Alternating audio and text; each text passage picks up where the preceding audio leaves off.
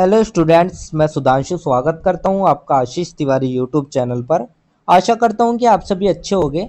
मैं इस चैनल के माध्यम से आप सभी के लिए लेकर आया हूं एक वीडियो लेक्चर सीरीज जो बेस आपके ऑल यूजी कोर्सेज के सेमेस्टर थर्ड और फोर्थ की हिंदी भाषा और तकनीक हिंदी ज्ञान नाम की एक इम्पोर्टेंट किताब पर, जो कि आपका एबिलिटी इन्हांसमेंट कोर्स यानी कि आपका एक का सब्जेक्ट है।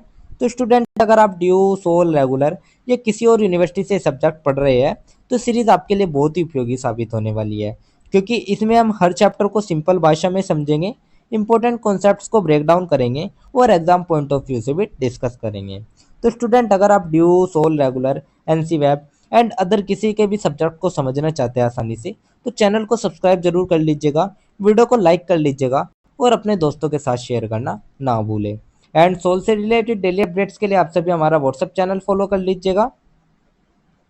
तो चलिए शुरू करते हैं। मैं आपका स्वागत करता हूं ऑल यूजी कोर्सेज के थर्ड और फोर्थ सेमेस्टर की हिंदी भाषा और तकनीक हिंदी गैर सब्जेक्ट के यूनिट नंबर सेकंड के चैप्टर नंबर 3 के इस वीडियो लेक्चर में। इससे पहले की वीडियो में हमने फर्स्ट यूनिट के इंपॉर्टेंट टॉपिक डिस्कस किए थे और आज की वीडियो में हम यूनिट नंबर सेकंड का चैप्टर नंबर 3 डिस्कस करने जा रहे हैं, जिसमें हम इंटरनेट पर हिंदी पत्रिकाएं के बारे में डिस्कस करेंगे।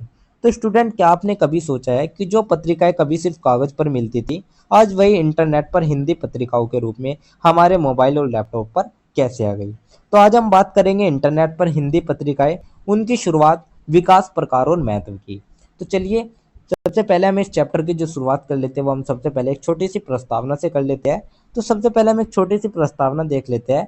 प्रस्तावना में हम देखेंगे, पहले पत्रिकाएं सिर्फ मुद्रित रूप प्रिंट में आती थी। इंटरनेट आने के बाद ई पत्रिकाएं, वेब पत्रिकाएं सामने आई।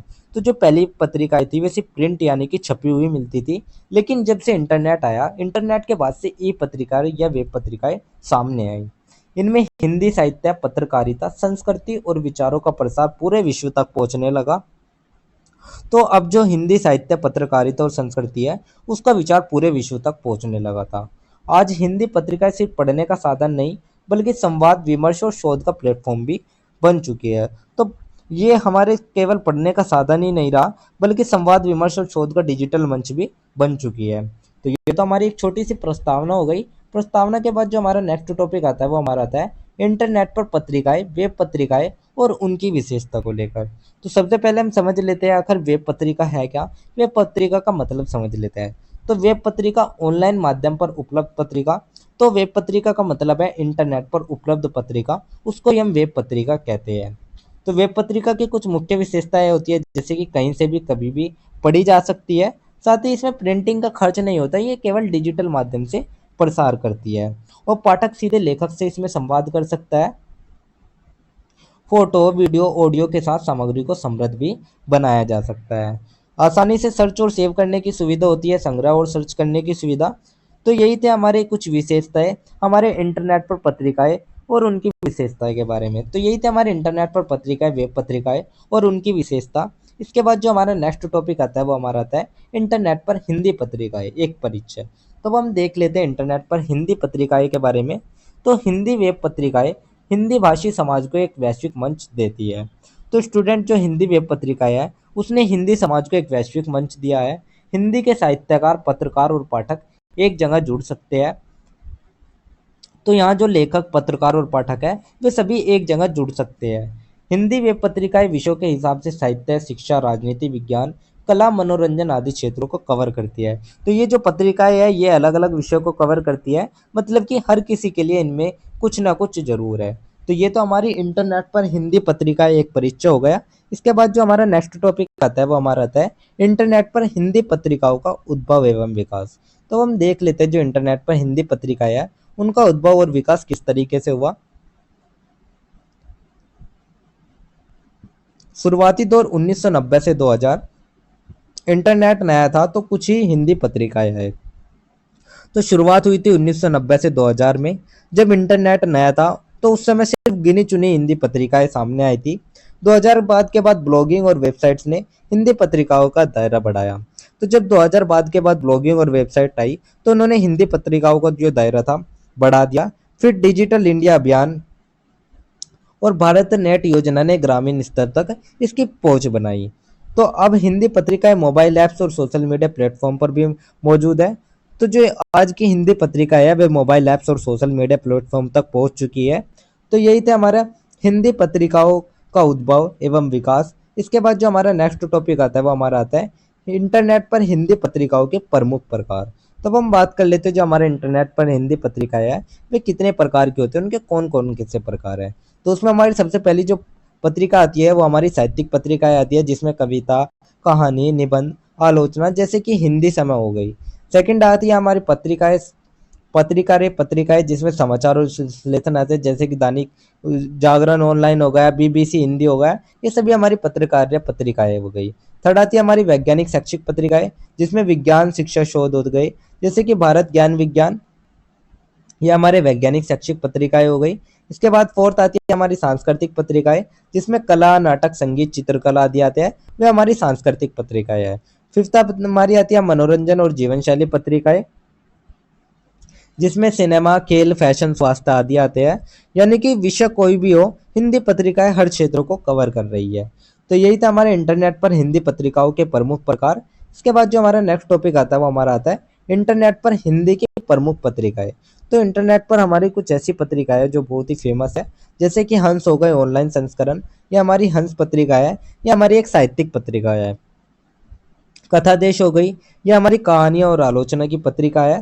थर्ड हो गई हमारी जनसत्ता ऑनलाइन, जैसे कि समाचार व पत्रकारिता हो गई। BBC Hindi, NDTV Hindi, Dainik Bhaskar online, ये सभी हमारे प्रमुख समाचार पोर्टल हो गए। साथ ही हिंदी समय, गर्भनाल, नई सदी, अनिल प्रकाशन, ये सभी हिंदी साहित्यिक और सांस्कृतिक पत्रिकाएं हैं।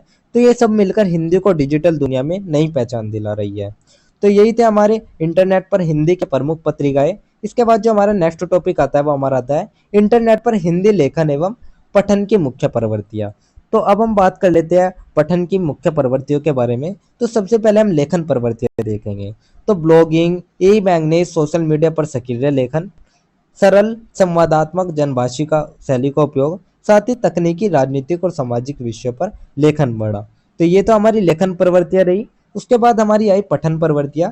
पठन प्रवृत्तियों से युवा पीढ़ी समाचार, खेल और मनोरंजन समाचार अधिक पढ़ती है। साहित्यिक और शोधपरक सामग्री का पठन भी बढ़ रहा है और मोबाइल और सोशल मीडिया ऐप्स पढ़ना ज़्यादा पसंद किया जा रहा है। यानी कि अब लेखन और पठन दोनों में एक नई ऊर्जा आई है। तो यही थे हमारे इंटरनेट पर हिंदी लेखन एवं पठन की मुख्य प्रवृत्तियां। इसके बाद जो हमारा नेक्स्ट टॉपिक आता है वो हमारा एक छोटा सा निष्कर्ष आता है। तो अब हम पूरे चैप्टर का ओवरऑल एक छोटा सा निष्कर्ष देख लेते हैं। निष्कर्ष में हम देखेंगे इंटरनेट ने हिंदी पत्रिकाओं को वैश्विक पहचान दी है। तो स्टूडेंट, साफ है कि जो इंटरनेट है उसने हिंदी पत्रिकाओं को वैश्विक स्तर पर ला दिया है। अब हिंदी भाषा सिर्फ किताबों और प्रिंट तक ही नहीं रही है, बल्कि वो एक डिजिटल युग का भी अभिन्न हिस्सा बन चुकी है। हिंदी पत्रिकाएं जनमानस को जोड़ रही है और भाषा साहित्य को एक नई पीढ़ी तक पहुंचा रही है। साथ ही भविष्य में हिंदी जो वेब पत्रिका है उनका महत्व और भी अधिक बढ़ेगा। तो इसका जो महत्व है और जो इसका दायरा है वो भविष्य में और अधिक बढ़ जाएगा। तो स्टूडेंट, आपको कौन सी हिंदी वेब पत्रिका सबसे ज़्यादा पसंद है, आप हमें कमेंट में ज़रूर बताइएगा। तो यही था हमारा एक छोटा सा निष्कर्ष, जिसके साथ हमारा यूनिट नंबर 2 का चैप्टर नंबर 3 भी कंप्लीट होता है। तो ये था हमारा यूनिट नंबर 2 का चैप्टर नंबर 3। इसके बाद जो हमारा नेक्स्ट चैप्टर आता है वो हमारा यूनिट नंबर 3 का ही आता है। यूनिट नंबर 2 का आता है, जो कि हमारा यूनिट नंबर 2 का चैप्टर नंबर 4 आता है। तो अब हम बात कर लेते हैं यूनिट नंबर 2 के चैप्टर नंबर 4 के बारे में, जिसमें हम हिंदी की एक प्रमुख वेबसाइट हिंदी समय के बारे में डिस्कस करेंगे। तो स्टूडेंट, आज हम बात करेंगे एक ऐसी वेबसाइट की जिसने हिंदी साहित्य को डिजिटल युग में नई पहचान दी, और उसका नाम है हिंदी समय।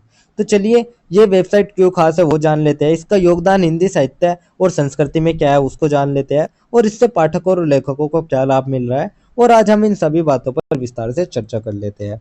तो चलिए, इस चैप्टर की जो हम शुरुआत कर लेते हैं वो हम सबसे पहले एक छोटी सी प्रस्तावना से कर लेते हैं। तो सबसे पहले हम एक छोटी सी प्रस्तावना देख लेते हैं। प्रस्तावना में हम देखेंगे इंटरनेट पर कई हिंदी वेबसाइट उपलब्ध है, लेकिन हिंदी समय ने हिंदी साहित्य को एक विशाल पहचान दी है। तो इंटरनेट पर आज हम जो देखेंगे हमें कई हिंदी वेबसाइट मिल जाते हैं, लेकिन जो हिंदी समय है उसकी कुछ अलग ही बात है। इसका मुख्य उद्देश्य हिंदी साहित्यकारों और पाठकों को एक ऐसा मंच उपलब्ध कराना है जहाँ वे जो हिंदी की श्रेष्ठ सामग्री है वो उसको पढ़ सके। तो ये जो वेबसाइट है ये हिंदी साहित्य को डिजिटल युग से जोड़ने का महत्वपूर्ण प्रयास भी है। तो ये तो हमारा एक छोटा सा प्रस्तावना हो गई। प्रस्तावना के बाद जो हमारा नेक्स्ट टॉपिक आता है वो हमारा आता है हिंदी समय का परिचय। तो जैसे कि आप देख सकते हैं ये हमारे इस टाइप का कुछ इसका लेआउट होता है हिंदी समय वेबसाइट का। आप अपने गूगल में जाके सर्च करिएगा हिंदी समय, तो आपके सामने एक वेबसाइट खुल के जाएगी। तो हिंदी समय एक ऑनलाइन वेबसाइट है जो हिंदी साहित्य संस्कृति को बढ़ावा देने के लिए बनाई गई है। तो यहाँ आपको हिंदी भाषा की पुरानी और नई दोनों प्रकार की जो रचनाएं हैं वे सभी उपलब्ध हो जाती है, और इसका उद्देश्य यही है कि हिंदी भाषा को वैश्विक पाठकों तक पहुंचाना। तो यही था हमारा हिंदी समय का परिचय। इसके बाद जो हमारा नेक्स्ट टॉपिक आता है वो हमारा आता है हिंदी समय की सामग्री और श्रेणियां। तो अब हम बात कर लेते हैं हिंदी सामग्री की श्रेणी और सामग्री के बारे में। तो वेबसाइट पर उपलब्ध मुख्य श्रेणियां जैसे कि कविता हो गई, समकालीन और क्लासिक कवियों की रचनाएं हो गई, कहानी आ गई जिसमें प्रसिद्ध कहानीकार और उनकी कहानियां हो गई, निबंध और लेख इस पर अपलोड है जिसमें सामाजिक, राजनीतिक और सांस्कृतिक विषयों पर जो निबंध और लेख है वे भी इस पर अपलोड है, उपन्यास और अंश जो कि प्रमुख उपन्यासों की जो रचना है वो भी इस पर अपलोड मिल जाएगी आपको, संस्मरण और आत्मकथा, साक्षात्कार और आलोचना लेख, ये सभी आपको इसी हिंदी वेबसाइट पर मिल जाएंगी। तो ये जो वेबसाइट है ये साहित्य का पूर्ण भंडार है। तो यही थी हमारी हिंदी समय की सामग्री और श्रेणियां। इसके बाद जो हमारा नेक्स्ट टॉपिक आता है वो हमारा आता है हिंदी समय वेबसाइट का भाषाई विश्लेषण। तो अब हम बात कर लेते हैं जो हमारी हिंदी समय वेबसाइट है उसके भाषाई विश्लेषण के बारे में। तो इस वेबसाइट की जो भाषा है वो शुद्ध, साहित्यिक और मानक हिंदी में प्रस्तुत की गई है। साथ ही इसमें अनावश्यक अंग्रेजी शब्दों का प्रयोग बहुत कम है, और शैली सरल और प्रभावपूर्ण है ताकि जो पाठक है वो इससे आसानी से जुड़ सके और इसे आसानी से समझ सके। अलग अलग विधाओं के अनुरूप भाषा में भी विविधता हमें देखने को मिलती है, मतलब कि पाठक को पढ़ते समय साहित्यिक स्वाद भी मिलता है और स्पष्टता भी मिलती है। तो यही थी हमारी हिंदी समय वेबसाइट का भाषाई विश्लेषण। इसके बाद जो हमारा नेक्स्ट टॉपिक आता है वो हमारा आता है हिंदी समय का शैलीगत विश्लेषण। तो अब हम बात कर लेते हैं शैलीगत विश्लेषण के बारे में। तो इस वेबसाइट की जो शैली है वो बहुआयामी है। इसमें साहित्यिक, आलोचनात्मक, भावनात्मक और तर्कपूर्ण सभी शैलियों का प्रयोग किया गया है। इसमें कविताओं में भाव प्रधान शैली है, निबंधों में विचार प्रधान शैली है, कहानियों में कथ्यात्मक शैली है और लेखों में विश्लेषणात्मक शैली है। तो इससे पाठक को साहित्य का जो व्यापक अनुभव है वो मिलता है। तो यही था हमारा शैलीगत विश्लेषण हिंदी समय का। इसके बाद जो हमारा नेक्स्ट टॉपिक आता है वो हमारा आता है वेबसाइट की सामग्री का साहित्यिक और सांस्कृतिक महत्व। तो अब हम बात कर लेते हैं जो हमारे हिंदी समय वेबसाइट है उसकी सामग्री का साहित्यिक और सांस्कृतिक महत्व क्या रहा है। तो हिंदी समय ने हिंदी के क्लासिक और आधुनिक साहित्य को एक साथ उपलब्ध कराकर साहित्यिक धरोहर का संरक्षण किया है। तो हिंदी समय सिर्फ साहित्य नहीं है बल्कि संस्कृति का प्रतिनिधित्व भी करती है। इसमें हिंदी के क्लासिक और आधुनिक साहित्य को एक साथ प्रस्तुत किया गया है। इसमें नई पीढ़ी को हिंदी लेखन और लेखन संस्कृति से जुड़ने का अवसर मिलता है। साथ ही वेबसाइट पर भारतीय समाज की विविधता, परंपरा, लोक जीवन और आधुनिक समस्याएं ये सभी हमको इसमें सब झलकती हुई मिलती है। तो ये वेबसाइट साहित्य और संस्कृति दोनों का संरक्षक और संवाहक है। तो यही था हमारा वेबसाइट की सामग्री का साहित्यिक और सांस्कृतिक महत्व। इसके बाद जो हमारा नेक्स्ट टॉपिक आता है वो हमारा आता है हिंदी समय का तकनीकी पक्ष। तो अब हम बात कर लेते हैं तकनीकी पहलू के बारे में। तो वेबसाइट को यूनिकोड हिंदी फॉन्ट में तैयार किया गया है जिससे कि यह हर सिस्टम में आसानी से चल जाती है।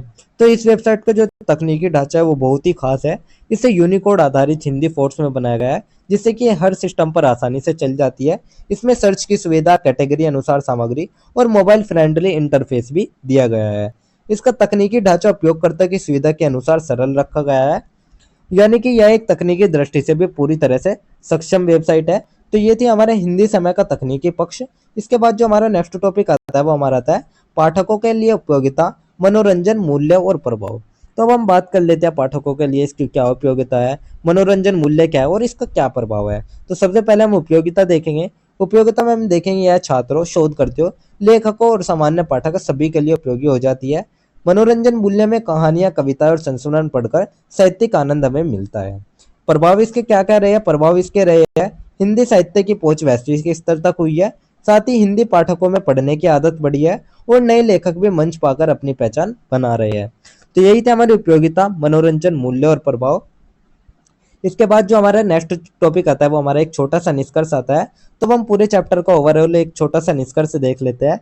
निष्कर्ष में हम देखेंगे हिंदी समय वेबसाइट हिंदी भाषा और साहित्य को डिजिटल युग में नई पहचान देने वाला सफल प्रयास है। तो स्टूडेंट यह साफ है कि जो हिंदी समय वेबसाइट है उसने हिंदी भाषा और साहित्य को डिजिटल युग में नई पहचान दी है। यह न सिर्फ एक साहित्य बल्कि सांस्कृतिक और तकनीकी दृष्टि से भी एक समृद्ध मंच है। इसमें न सिर्फ हिंदी का प्रचार प्रसार हो रहा है बल्कि साहित्यकार और पाठक का एक नए युग से संवाद भी जुड़ रहा है। तो आने वाले समय में हिंदी समय जैसी वेबसाइट हिंदी साहित्य की ओर अधिक सशक्त बनाएगी। तो इसने हिंदी का प्रचार प्रसार बढ़ाया और साहित्यकारों में को एक पाठकों का एक नया साझा मंच दिया। और भविष्य में जो ऐसी वेबसाइट है जो हिंदी साहित्य की ओर भी मजबूती प्रदान करेंगे। तो स्टूडेंट, क्या आपने कभी हिंदी समय वेबसाइट पर साहित्य पढ़ा है? अगर हाँ, तो आप उसमें सबसे ज्यादा क्या पसंद आया, आप हमें कमेंट बॉक्स में जरूर बताइएगा। तो अगर किसी ने नहीं पढ़ा है तो आप एक बार जाके सर्च जरूर करिएगा हिंदी समय वेबसाइट, आप एक बार चेक करिएगा, उस पर आपको बहुत ही उपयोगी कथाएं मिल जाएगी, बहुत ही उपयोगी कहानी मिल जाएगी। तो यही था हमारा एक छोटा सा निष्कर्ष, जिसके साथ हमारा यूनिट नंबर सेकंड का चैप्टर नंबर 4 भी कंप्लीट होता है। तो ये था हमारा यूनिट नंबर सेकंड का चैप्टर नंबर 4। इसके बाद जो हमारा नेक्स्ट चैप्टर आता है वो हमारा यूनिट नंबर सेकंड का ही आता है, जो कि हमारा चैप्टर नंबर 5 आता है। तो अब हम बात कर लेते हैं हमारे यूनिट नंबर सेकंड के चैप्टर नंबर 5 के बारे में, जिसमें हम कंप्यूटर पर हिंदी लेखन और मशीनी अनुवाद के बारे में बात कर लेते हैं। तो स्टूडेंट, पहले हम हिंदी लिखने के लिए सिर्फ कागज और कलम का सहारा लेते थे, लेकिन आज वही हिंदी कंप्यूटर, मोबाइल और इंटरनेट सब पर बड़े पैमाने पर लिखी और पढ़ी जा रही है। और यही नहीं, अब तो मशीनें एक भाषा को दूसरी भाषा में भी अनुवाद कर रही है। तो आइए जानते हैं कंप्यूटर पर हिंदी लेखन और मशीनी अनुवाद की पूरी कहानी को। तो इस चैप्टर की जो हम शुरुआत कर लेते हैं वो हम सबसे पहले एक छोटी सी प्रस्तावना से कर लेते हैं। तो सबसे पहले हम एक छोटी सी प्रस्तावना देख लेते हैं। प्रस्तावना में हम देखेंगे कंप्यूटर ने हिंदी लेखन और अनुवाद के क्षेत्र में नई क्रांति ला दी है। तो जो कंप्यूटर है उसने हिंदी लेखन और अनुवाद की दुनिया में क्रांति ला दी है। अब जो हिंदी है वो सिर्फ कागज कलम तक सीमित नहीं रही है, बल्कि वो कंप्यूटर, मोबाइल, इंटरनेट सभी पर इसका व्यापक इस्तेमाल होने लगा है। मशीनी अनुवाद ने भाषाई सीमाओं को तोड़कर एक भाषा को दूसरी भाषा में समझना और आसान बनाना भी शुरू कर दिया है। तो ये तो हमारी एक छोटी सी प्रस्तावना हो गई। प्रस्तावना के बाद जो हमारा नेक्स्ट टॉपिक आता है वो हमारा आता है कंप्यूटर पर हिंदी लेखन। तो अब हम बात कर लेते हैं कंप्यूटर पर हिंदी लेखन के बारे में। तो कंप्यूटर पर हिंदी लेखन के लिए कीबोर्ड, टाइपिंग सॉफ्टवेयर और यूनिकोड फ़ॉन्ट्स का हम प्रयोग करते हैं। गूगल इनपुट टूल, इनक्रिप्ट, रिमिंटन, ये सभी हमारी हिंदी टाइपिंग को सरल बनाते हैं। तो अब वॉइस टू टेक्स्ट जो तकनीक है उससे भी हम बोलकर हिंदी लिख सकते हैं। तो यही था हमारा कंप्यूटर पर हिंदी लेखन। इसके बाद जो हमारा नेक्स्ट टॉपिक आता है वो हमारा आता है कंप्यूटर पर हिंदी में स्वरवर्त लेखन। तो अब हम बात कर लेते हैं कंप्यूटर पर स्वरवर्त लेखन की। तो सबसे पहले हम समझ लेते हैं स्वरवर्त लेखन होता क्या है। तो स्वरवर्त लेखन वो लेखन होता है जो कि स्वयं की रचनात्मक अभिव्यक्ति कंप्यूटर पर लिखना होता है, उसे हम स्वरवर्त लेखन कहते हैं। इसमें जो पहले कागज लेखक होते थे वे कागज पर लिखते थे, लेकिन अब वे सीधा कंप्यूटर पर लिख सकते हैं। तो इससे संपादन, संग्रह और प्रकाशन भी आसान हुआ है। तो यही था हमारा कंप्यूटर पर हिंदी में स्वरवर्त लेखन। इसके बाद जो हमारा नेक्स्ट टॉपिक आता है वो हमारा आता है कंप्यूटर पर हिंदी में स्वरवर्त लेखन के प्रकार। तो ये जो स्वरवर्त लेखन है, ये जो ई बुक है, इसके हमारे कितने प्रकार है। तो जैसे कि साहित्यिक लेखन हो गया कविता, कहानी, उपन्यास के रूप में। पत्रिका लेखन हो गए हमारे समाचार लेख, संपादकीय रिपोर्ट के रूप में। शैक्षिक लेखन हो गए हमारे शोध पत्र, असाइनमेंट, ई बुक्स के रूप में। और सामाजिक सांस्कृतिक लेखन हो गए हमारे ब्लॉग, विचार लेख और समीक्षाएं के रूप में। तो यही था हमारे कंप्यूटर पर हिंदी में स्वरवर्त लेखन के प्रकार। इसके बाद जो हमारा नेक्स्ट टॉपिक आता है वो हमारा आता है कंप्यूटर पर हिंदी में एसएमएस और संदेश लेखन। तो जो मोबाइल और इंटरनेट कंप्यूटर है उससे email, chat, social media post और एसएमएस हिंदी में भी लिखे जा सकते हैं। और इससे जो संचार की गति है वो भी बढ़ी है और हिंदी का जो प्रयोग है वो भी बढ़ा है। तो ये तो हमारी थी कंप्यूटर पर हिंदी में एसएमएस और संदेश लेखन। इसके बाद जो हमारा नेक्स्ट टॉपिक आता है वो हमारा आता है एसएमएस और संदेश लेखन की विशेषताएं। तो जो हमारा एसएमएस है उसकी क्या विशेषता है उसके बारे में बात कर लेते हैं। तो ये संक्षिप्त और तेज संचार है, साथ ही ये सरल भाषा और छोटे वाक्य होते हैं। और इसमें इमोजी, प्रतीक और संक्षिप्त शब्दों का उपयोग भी हम कर सकते हैं। व्यक्तिगत और तात्कालिक संवाद के लिए ये बहुत ही उपयोगी साबित होता है। तो यही हमारा एसएमएस और संदेश लेखन की विशेषताएं हो गई। इसके बाद जो हमारा नेक्स्ट टॉपिक आता है वो हमारा आता है कंप्यूटर पर हिंदी में लेखन की चुनौतियां एवं समाधान। तो अब हम बात कर लेते हैं कुछ चुनौतियों के बारे में और कुछ समाधान के बारे में। तो सबसे पहले हम चुनौतियां देख लेते हैं क्या क्या चुनौतियां है। तो चुनौतियां है जटिल कीबोर्ड लेआउट है, हिंदी फ़ॉन्ट्स की असंगतता बनी हुई है, साथ ही तकनीकी शब्दावली की कमी आज भी है और टाइपिंग गति तेज भी, जो गति है वो कम भी है।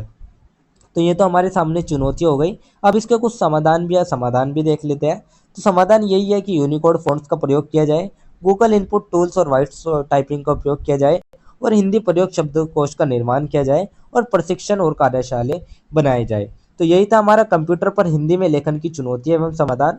इसके बाद जो हमारा नेक्स्ट टॉपिक आता है वो हमारा आता है मशीनी अनुवाद का परिचय। तो अब हम बात कर लेते हैं मशीनी अनुवाद के बारे में। तो जो मशीनी अनुवाद है वो कंप्यूटर या सॉफ्टवेयर द्वारा एक भाषा के पाठ को दूसरी भाषा में बदलना है, उसको यह मशीनी अनुवाद कहते हैं। उदाहरण के लिए जैसे कि आपने गूगल ट्रांसलेशन यूज किया होगा, तो ये जो अनुवाद है ये प्रक्रिया तेज और सुलभ बनाता है। तो यही हमारा मशीनी अनुवाद का परिचय हो गया। अब हम देख लेते हैं मशीनी अनुवाद का अब तक का सफर। तो जो मशीनी अनुवाद की जो शुरुआत हुई थी वो 1950 में हुई थी मशीन से शब्द शब्द अनुवाद, लेकिन गलतियां इसमें ज्यादा की गई। बाद में रूल बेस्ड अनुवाद किया गया जो कि व्याकरणीय नियमों पर आधारित होता था, इससे जो गलतियां थी उनको कम किया गया। उसके बाद आया हमारा स्टेटिकल मशीन ट्रांसलेशन जो कि सांख्यिकी और डेटा पर आधारित था।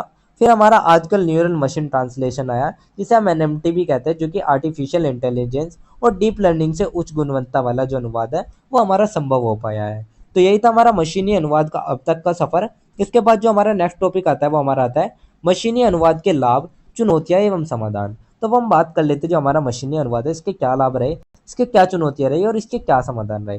तो सबसे पहले हम लाभ के बारे में बात करते हैं। लाभ है समय और श्रम की बचत हुई, साथ ही बहुभाषीय संचार आसान भी हुआ और शिक्षा, शोध, पर्यटन, व्यापार में भी ये सहायक साबित हुआ। तो ये तो इसके लाभ हो गए। इसके सामने कुछ चुनौतियां भी थी। चुनौतियां थी इस मुहावरे और लोकतत्वों का सही अनुवाद नहीं होता था, साथ ही संदर्भ के अनुसार अर्थ भी बदल जाता था और हिंदी के संयुक्त अक्षर और व्यवहारिक संरचना कठिनाई पैदा करते थे। तो ये इसके सामने चुनौतियां थी। इसके समाधान क्या थे? समाधान इसके यही थे कि एआई और मशीन लर्निंग का उपयोग किया जाए, संदर्भ आधारित अनुवाद प्रणाली लाई जाए और हिंदी भाषा संसाधनों का विस्तार किया जाए। तो यही थे हमारे मशीनी अनुवाद के लाभ, चुनौतियां एवं समाधान। इसके बाद जो हमारा नेक्स्ट टॉपिक आता है वो हमारा आता है अध्याय में प्रयुक्त तकनीकी एवं परिभाषिक शब्द। तो जो जो इस चैप्टर में हमने जो भी परिभाषिक शब्द यूज करे हैं उनका मतलब समझ लेते हैं। यूनिकोड जो कि एक वैश्विक अक्षर कोड प्रणाली है, इंटरफेस जो कि सॉफ्टवेयर और उपयोगकर्ता के बीच संपर्क माध्यम है, अनुवाद इंजन जो कि मशीन अनुवाद को चलाने वाली तकनीक है, एनएमटी जो कि न्यूरल मशीन ट्रांसलेशन है। तो यही थे हमारे अध्याय में प्रयुक्त तकनीकी एवं परिभाषिक शब्द। इसके बाद जो हमारा नेक्स्ट टॉपिक आता है वो हमारा एक छोटा सा निष्कर्ष आता है। तो अब हम पूरे चैप्टर का ओवरऑल एक छोटा सा निष्कर्ष देख लेते हैं। निष्कर्ष में हम देखेंगे कंप्यूटर और मशीनी अनुवाद जो है उसने हिंदी लेखन और संचार की संभावनाएं है उनको व्यापक कर दिया है। अब जो हिंदी है वो केवल राष्ट्रीय ही नहीं है बल्कि वो अंतर्राष्ट्रीय स्तर पर भी अपनी जो पहचान है वो बना चुकी है। और यदि जो तकनीकी चुनौतियां उनको हल किया जाएगा तो हिंदी विश्व की प्रमुख डिजिटल भाषाओं में शामिल हो सकती है। तो यही था हमारा एक छोटा सा निष्कर्ष, जिसके साथ हमारा यूनिट नंबर सेकंड का चैप्टर नंबर 5 भी कंप्लीट होता है। साथ ही हमारी यूनिट नंबर सेकंड भी कंप्लीट होती है, क्योंकि यूनिट नंबर सेकंड में हमारे 3 ही चैप्टर थे, चैप्टर नंबर 3, चैप्टर नंबर 4 और चैप्टर नंबर 5, जो कि मैंने आपको बता दिया है। और साथ ही इसी के साथ हमारा जो हिंदी भाषा और तकनीक हिंदी गैर सब्जेक्ट है इसका सिलेबस भी कंप्लीट होता है, क्योंकि इसमें हमारी टोटल 2 यूनिट थी जो कि मैंने आपको बता दिया है। तो ये थी हमारा हिंदी भाषा और तकनीक हिंदी गैर सब्जेक्ट का सिलेबस। तो अगर जो कि मैंने आपको शॉर्ट्स में एक्सप्लेन कर दिया है, तो अगर किसी भी स्टूडेंट को ये पीडीएफ या नोट्स चाहिए होंगे तो आप हमारा टेलीग्राम चैनल ज्वाइन कर लीजिएगा, वहाँ आपको ये पीडीएफ या नोट्स मिल जाएंगे। एंड अगर किसी भी स्टूडेंट का किसी भी तरह का कोई भी डाउट या किसी भी तरह की कोई भी क्वेरी होती है तो आप हमारे कमेंट सेक्शन में या हमारे इंस्टा पेज को फॉलो करके भी पूछ सकते हैं। डेली अपडेट्स के लिए आप सभी हमारा व्हाट्सएप चैनल फॉलो कर लीजिएगा। और अगर आपको लेक्चर उपयोगी लगा तो वीडियो को लाइक करें, चैनल को सब्सक्राइब करें और अगले सब्जेक्ट के लिए तैयार रहिएगा। तो आप सभी का बहुत बहुत धन्यवाद। आपका दिन शुभ रहे।